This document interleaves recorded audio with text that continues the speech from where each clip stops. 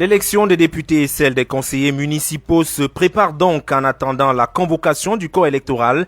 L'heure est à la mobilisation et à la constitution des dossiers de candidature dans les partis politiques. Qui peut être candidat et par quel mécanisme vous pouvez vous présenter?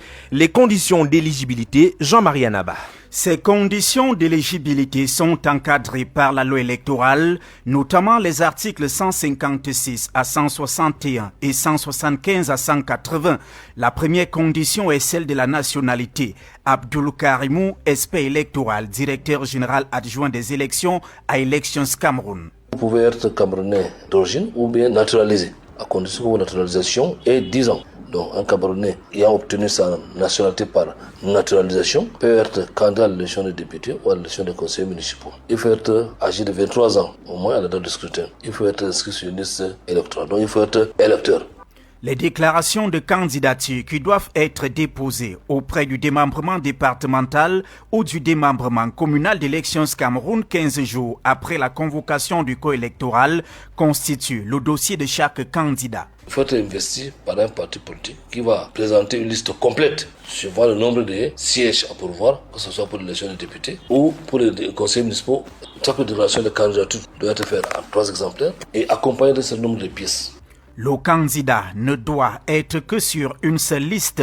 Si pour les députés, l'élection est nationale, la circonscription étant le département, elle ne l'est pas pour les conseillers municipaux, la circonscription étant la commune sans restriction. Abdoul Karimou. Il suffit que le parti politique l'investisse. Parce que la condition d'être camerounais est justifiée d'une résidence. C'est que justifie d'une résidence dans la commune concernée. Je peux être candidat dans la commune, même si je ne suis pas originaire des sites d'arrondissement. Donc il n'y a aucun problème par rapport à ça. La condition d'être camerounais. Au-delà d'être éligible, le candidat titulaire et le suppléant versent 1 million de cautionnement ensemble pour l'élection des députés, tandis que le candidat conseiller municipal verse la somme de 50 000 francs CFA. L'éditorialiste Jean-Marie Anaba est chef d'ex-politique. Élections municipales et législatives plus que quelques jours avant la convocation du corps électoral pour le choix des élus municipaux et parlementaires. Après les élections présidentielles, certains citoyens ont le regard rivé vers cet autre structure. Claude Baoken. Ces élections se présentent comme celles où le futur dirigeant de la municipalité et celui qui va incarner le pouvoir législatif seront plus proches du peuple souverain. Des citoyens rencontrés dans les rues de Yaoundé affirment être heurtés par des questions de carte électorale. T'es renseigné sur le profil, si on ne te remet pas la carte, tu ne peux pas voter. Je me suis fait un qui a derrière hôtel le Fibi, je n'ai jamais eu la carte. Tu fais le rang presque toute une journée qu'on attend. Les maires qui sont plus des populations avec les députés, pas les maires qu'on vient seulement les imposer que c'est celui qui doit être maire. Mais si c'est le genre qu'on vient encore imposer les maires là, c'est que ça ne vaut pas la peine. Mais d'abord, tu dois être proche de ces populations pour comprendre leurs problèmes. À côté de la question liée à la disponibilité des cartes électorales, certains citoyens ont commencé par se renseigner sur les profils des futurs candidats. Nous, on est fatigués parce que tous ceux qui veulent travailler, on les vote, on ne sait pas ce qu'ils viennent avec les potentiels de pouvoir travailler. Ou ils arrivent en haut, ça change comment on les vote. Tout est toujours sur place, on ne sait pas. Donc, si on veut les gens qui veulent travailler, c'est tout. Il y a un seul maire qu'on voit qui travaille, le maire de Yaoundé. Il faut qu'il copie l'exemple au maire là. Si quelqu'un veut travailler et qu'il dit qu'il va travailler, on va le voter. Au regard des réalités qui ont émaillé le mandat précédent, plusieurs espoirs sont formulés. Le maire qui travaille, c'est lui-là qui s'approche des populations pour entendre et réaliser ce que demande la population. C'est le député même qui est même mieux placé pour donner des instructions au maire que voilà, dans notre contrée, voilà ce qu'il nous faut. Et là, le maire et le député, ils vont s'associer pour faire développer. Le député et le maire de la localité, ils doivent travailler en synergie. Ils sont nombreux les citoyens qui affichent un engouement poussé pour ces élections. Mais depuis la dernière élection présidentielle, ils sont nombreux les citoyens qui ne sont pas passés dans un bureau électoral pour se rassurer la disponibilité de leur carte électorale. À 12h10, direction Musée national de Yaoundé. Onzaine de la jeunesse, plusieurs activités sont au menu jusqu'au 11 février 2026, jour de célébration de la fête. Les échanges sectoriels entre les jeunes et les membres du gouvernement figurent parmi les moments phare de cette onzaine. Il est question au cours de ces activités de restaurer le climat de confiance entre les deux entités. Anne-Elisette Ambassa. Restaurer un climat de confiance, oui, parce qu'une partie, celle constituée par les jeunes, se sent lésée et abandonnée à son propre sort. Les questions posées hier lors de la première session de ces échanges en disent long sur la pertinence. Quelles sont les mesures incitatives mises en place par le gouvernement en vue de garantir à chaque jeune Camerounais l'accès à la formation professionnelle. Je vous remercie. En réponse, la secrétaire générale du ministère de l'Emploi et de la Formation professionnelle, représentant le MINEFOP. Le ministère de l'Emploi et de la Formation professionnelle intervient dans 2 axes pour la mise en œuvre de la politique nationale de la jeunesse. L'axe 1, éducation et formation. Le deuxième axe, insertion économique et sociale des jeunes. Sur le panel, comme membre du gouvernement, le ministre d'État, ministre de la Communication, René Emmanuel Sadi, le MINJEC, Mounouna Futsu, le MINESEC, Pauline Nalova-Lyonga, la secrétaire générale du MINEFOP et le MINSEP, Narcisse Mwele-Kombi, à qui la question a été adressée, celle de savoir quelles sont les mesures incitatives de la promotion économique des jeunes par le sport. En dehors de l'offre de formation publique, il y a une offre de formation privée que nous encourageons, que nous soutenons. L'exemple le plus récent, c'est le centre de formation au métier du sport, mis en place dans la plus grande championne olympique du Cameroun, Madame Françoise Mago-Pétonnet. Dans la salle de convivialité du Musée national où se tenaient ces échanges, il y avait en face des membres du gouvernement plusieurs jeunes issus de divers secteurs, élèves, étudiants, entrepreneurs et même des jeunes de la diaspora. Le ministre Mounouna Futsu a été interrogé sur le plan d'action nationale jeunesse, paix et sécurité. Une commission nationale a été mise en place pour élaborer ce plan. Ça s'est fait de manière participative, avec à la fois les jeunes, les organisations de jeunesse, les collectivités territoriales décentralisées, les autorités traditionnelles et les partenaires, ce qui garantit donc son appropriation, sa légitimité et sa durabilité. Après lecture des recommandations, le ministre d'État, ministre de la Communication, a félicité le caractère inclusif des participants avant de mettre un terme à cette première session. Que pensent les jeunes de l'unité nationale et quel peut être l'apport de la jeunesse en faveur de cet idéal inscrit dans le thème de la célébration de cette année? Autant de préoccupations que vous avez portées auprès de quelques jeunes rencontrés ce jour. Jean-Claude Ngué, chef d'ex-jeunesse et éducation. L'unité nationale n'est pas un problème pour le Cameroun selon Jacques Titi. Pour ce jeune entrepreneur, il faut donc indiquer que le mal est plus profond et interpelle une contribution plus efficiente de tous. Vivre ensemble au Cameroun est une obligation, ce n'est pas un débat. C'est parce que les cours de la citoyenneté ont été bafoués dans les établissements. C'est la raison pour laquelle l'unité nationale devient un problème. On ne connaît pas nos frères, on ne se connaît pas entre nous, sauf avec des discours péjoratifs, de telle en sorte on insulte X, on insulte Y. Mais jusque-là, l'entrave à l'unité nationale pour notre interlocuteur reste toujours une vue de l'esprit. La montée en puissance des discours haineux dans les réseaux sociaux, c'est parce que c'est vu effectivement sur le terrain. Parce que vous allez vous rendre compte que les discours des réseaux sociaux et les vies dans les chambres sont extrêmement différents. Vous allez prendre certains groupes ethniques du Cameroun qui s'insultent chaque jour sur les réseaux sociaux, mais ils se marient chaque jour aussi. Le discours est différent chez Dieudonné Vin. Le jeune ingénieur trouve en l'unité nationale, évoquée dans le thème de la célébration 2026, une fondation dans la construction du Cameroun. L'unité nationale mise en avant dans le thème de la fête de la jeunesse 2026 est essentielle pour garantir la stabilité et le développement du Cameroun. Elle rappelle que malgré la diversité culturelle et linguistique, les Camerounais forment une seule nation avec des valeurs et des objectifs communs. Dieudonné et Jacques, néanmoins, s'accordent sur le rôle de la jeunesse dans la consolidation de cette unité nationale. Il faut tout simplement réintégrer les cours depuis le primaire, voire même la maternelle de la citoyenneté. Les jeunes doivent promouvoir la tolérance, le respect et le vivre ensemble, tout en rejetant le tribalisme et les discours de haine. Par notre engagement, notre discours citoyen, notre participation aux actions communautaires.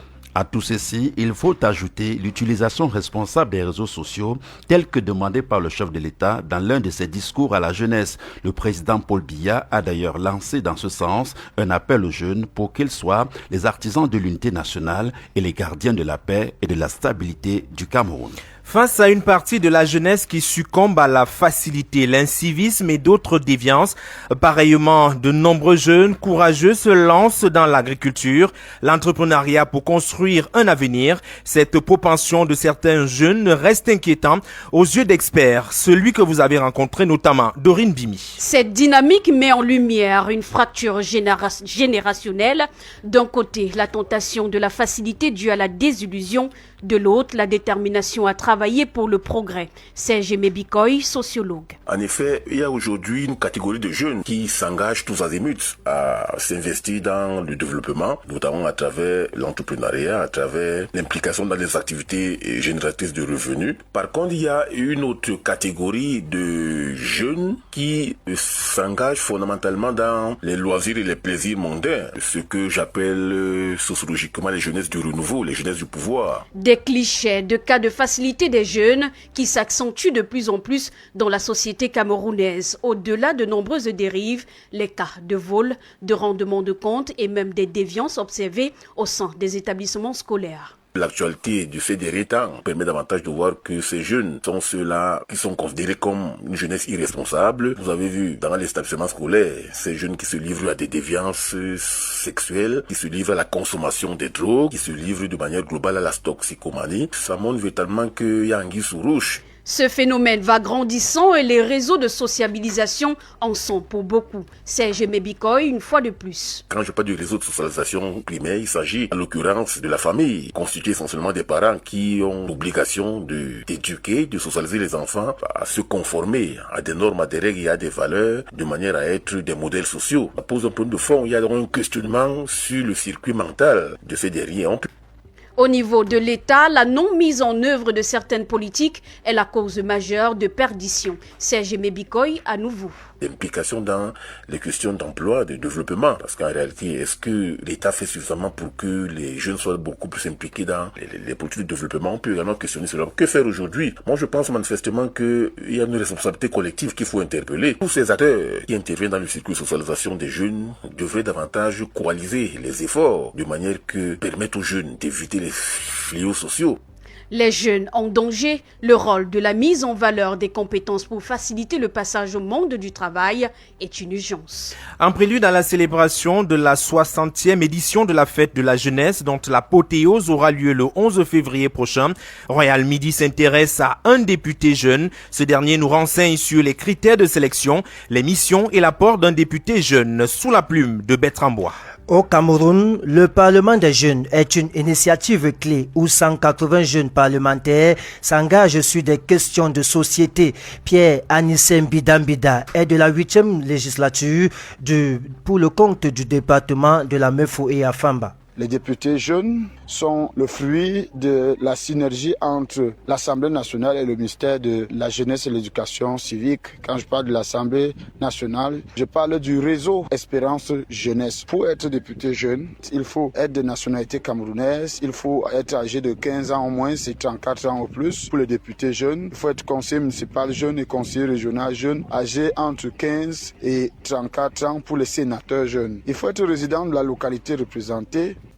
S'il est vrai que le député jeune ne vote pas les lois, il mène tout de même des actions de sensibilisation sur le terrain sur des thèmes comme l'éducation, la protection sociale et la santé, malgré la rareté des moyens financiers. On n'arrive pas au Parlement jeunesse pour seulement aller apprendre à être leader. On arrive là-bas, on a déjà un certain nombre de dispositions de leader. C'est pour ça que l'édition 2025, on a exigé qu'il faut s'être particulièrement distingué par un comportement civique, être engagé dans une association, un mouvement de jeunesse qui mène des activités de lutte contre les fléaux sociaux, les discours de haine, violence, psychotropes, alcoolisme, IST, VIH-Sida et autres. S'il faut parler du soutien financier, il faudrait que cela soit connu. Il n'y a pas un budget pour les députés, sénateurs jeunes.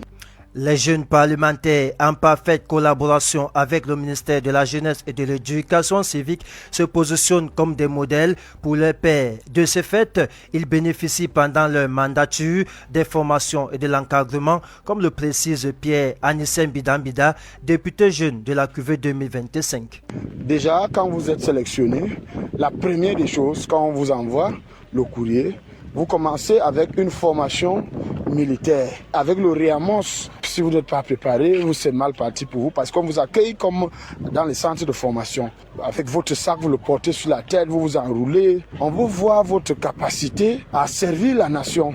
Ensuite, on attaque donc d'autres activités. La rencontre des membres du gouvernement, on expose les problèmes, nous allons au Parlement.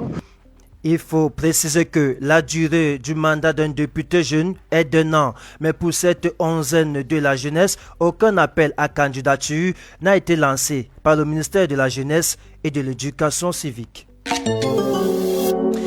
Dans le 12h, parlons économie. Une mission du Fonds monétaire international séjourne au Cameroun depuis lundi dernier. Les réflexions portent sur l'évaluation de la santé économique de notre pays dans un contexte macroéconomique délicat. Le bilan du Cameroun ces dernières années n'a pas réussi à équilibrer les finances publiques, d'où l'idée de la suspension des subventions accordées au prix à la pompe qui pourrait nous être préjudiciable, nous dit l'éditorialiste et chef d'ex-économie Yannick Ngelui. Le Fonds monétaire international dit vouloir garantir la durabilité de la croissance économique du Cameroun, sauf qu'il y a un préalable, l'atteinte des objectifs contenus dans le programme des réformes économiques qui lie notre pays à l'institution de Bretton Woods. L'économiste Edmond Kouyaté. La politique de subvention que nous opérons depuis des années sur un ensemble d'entreprises étatiques ne produisent aucun résultat. Si vous prenez le cas de Camerco, qui vit, n'est-ce pas, des bouffées d'oxygène depuis on ne sait pas quel résultat ça nous apporte. Si vous prenez plusieurs entreprises qui vivent, n'est-ce pas, des bouffées d'oxygène subventionnelles de l'État, vous allez vous rendre compte que ça ne produit aucun résultat probant. Et puis, vous pouvez regarder les lois de finances successives depuis que nous avons institué cette politique de subvention, n'est-ce pas, des entreprises étatiques. On peut regarder, n'est-ce pas, les différentes lois de finances pour voir l'apport de ces entreprises-là. C'est inconséquent. La logique subventionnelle, désormais une tare, un obstacle. Mais comment choisir la subvention en lieu et place du financement réel de l'économie ? L'investissement privé, d'abord en améliorant les coûts de facteurs de production, en réduisant les coûts de facteurs, n'est-ce pas, de production, en mettant en place un ensemble de mécanismes d'incitation, pas que fiscal. Je crois que le problème de notre gouvernement, c'est de penser que l'incitation, n'est-ce pas, c'est réduit au niveau fiscal. Il n'y a pas que l'incitation fiscale. On n'a pas besoin que le FMI nous le dise. Le Fonds monétaire international recommande également à l'État du Cameroun de réduire son train de vie, chose qui semble extrêmement difficile, voire impossible pour Yaoundé. Au bas de la page nationale culture, parlons des carrières artistiques dans un contexte où certains artistes ont une fin tragique. D'autres demandent de l'aide pour se soigner ou un soutien au logement. Et ce, malgré le succès d'antan. Ils n'ont pas su gérer leur carrière artistique.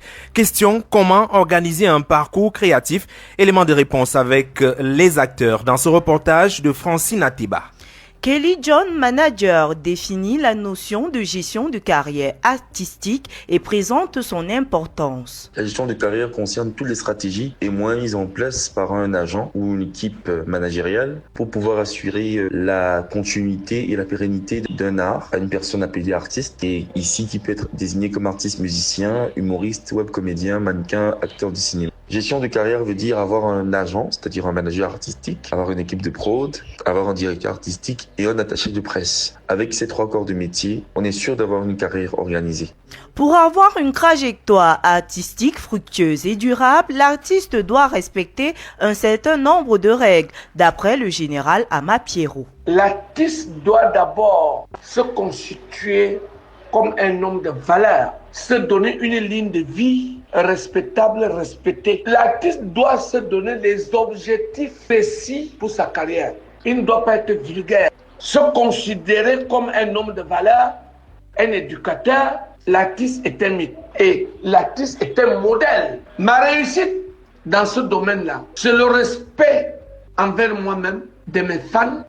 Patou Bass, quant à lui, estime qu'il faut prendre certaines mesures, car le succès est passager. Pour réussir dans la vie, il n'y a pas une méthode qui est forcément la méthode parfaite. Mais par contre, ce que nous devons nous assurer, c'est de savoir que le succès n'est pas éternel. Généralement, pour mieux la gérer, il faut d'abord chercher à être bien entouré du côté sentimental, du côté familial, et avoir de bons amis. Ça dépend du genre de personnes que tu côtoies. Investir ce qu'on a dans certains domaines. Pendant qu'on a un peu, il faut penser que le peuple va finir. Mieux épargner quelque part. Et surtout se faire de bonnes relations.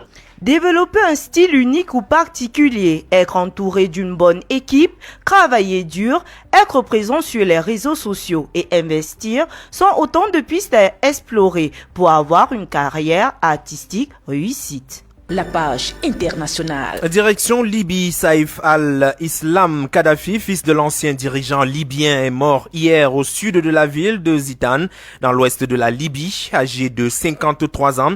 Il a succombé à des tirs de 4 hommes armés qui ont fait irruption à son domicile. Certaines sources ont accusé la brigade de 444 d'avoir perpétré cet assassinat. Cette brigade dirigée par Mahmoud Hamza a rapidement nié son implication dans l'assassinat en affirmant qu'il n'y a aucune force déployée à Zitan et qu'il nie l'existence d'une décision de poursuivre Saïf al-Islam Kadhafi. Guerre en Ukraine, les passagers continuent de prendre le train malgré des attaques contre le système ferroviaire depuis le début de l'année, alors que la Russie et l'Ukraine ainsi que les Américains se retrouvent dans des négociations pour la deuxième fois en 15 jours. La Russie a mené sa plus importante attaque sur l'Ukraine hier. Plusieurs morts ont été enregistrés à Kharkiv. Des tronçons de voies, des gares et des locomotives sont visés. Pourtant, le trafic continue à la gare d'Odessa. Royal Midi, l'info, Amérique. États-Unis, plusieurs délégations africaines sont attendues aujourd'hui à Washington pour un sommet sur les minerais critiques, une réunion organisée par le secrétaire d'État américain Marco Rubio et à laquelle doivent assister notamment une délégation congolaise, guinéenne et kenyane. Justement, l'administration Trump cherche à renforcer ses approvisionnements en minerais critiques pour contrer la mainmise chinoise. La République démocratique du Congo a déjà scellé un accord sur les minerais avec Washington, mais aucun projet n'a encore été acté. La page internationale a été donc conçue, écrite et collectée par Darlene Mongué, stagiaire à Royal FM. La page sportive. C'est avec le chef d'Ex-Sport et éditorialiste Eric Christian Kouan. Bonjour. Bonjour Jean-Jacques Foucault. En futsal, le Cameroun s'éloigne de la CAN, monsieur, prévue en avril prochain au Maroc. Les futsaleurs camerounais ont fait pitié hier à domicile devant l'Angola en prenant la tasse 0 but contre 12 en match aller du second et dernier tour éliminatoire de la Coupe d'Afrique des Nations. Le capitaine des Lions du futsal explique ce qui n'a pas marché à Tangana Bernabé. C'est pas la déception. Quand on dit déception, c'est un grand mot.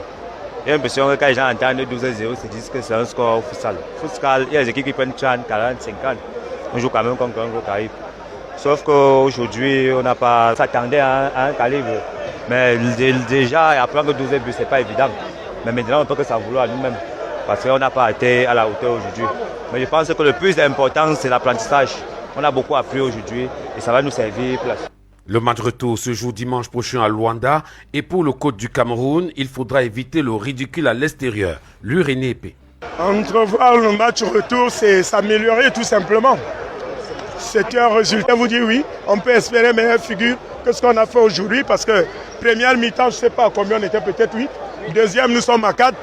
Je pense qu'il faut se baser sur ce qui s'est fait en deuxième mi-temps pour faire davantage mieux à la première et deuxième mi-temps du match retour.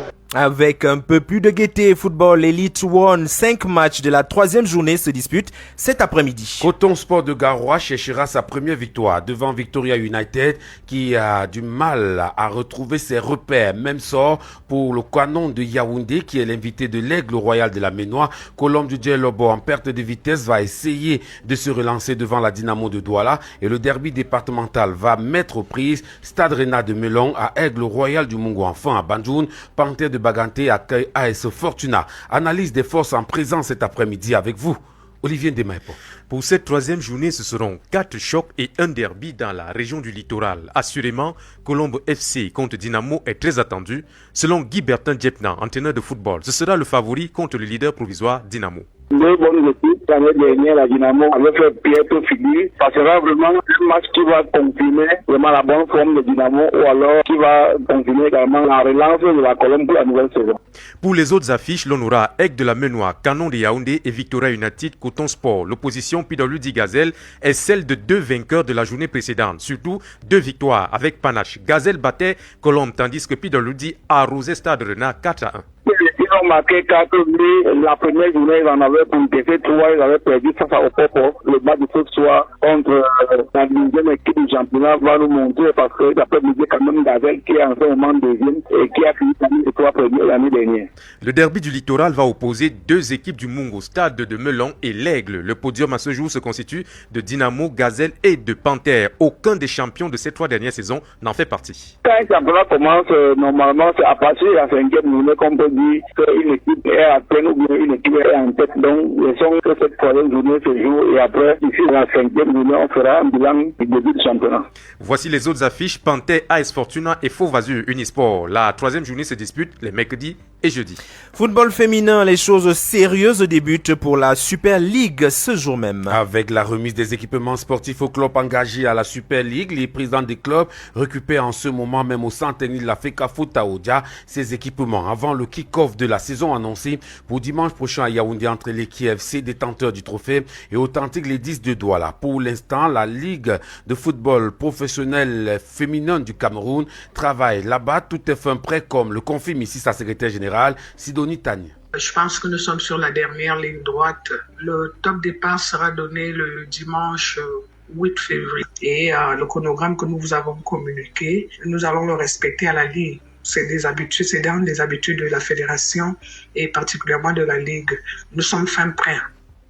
Fédération camerounaise de cricket, la saison s'ouvre le week-end prochain. Ce sera à Douala, à l'occasion de la Japoma Diamond Days, une initiative de l'ONIAS qui réunit les fédérations sportives à travers ces journées portes ouvertes pour vulgariser quelques disciplines comme le cricket. Le président de la FECA Cricket revient sur le choix de Douala. Victor Agbossou. Nous, on a choisi de lancer le cricket à Douala cette année. On est des cricketeurs et au-delà de ça, Douala, c'est un autre vaste chantier de cricket que nous sommes en train de conquérir petit à petit.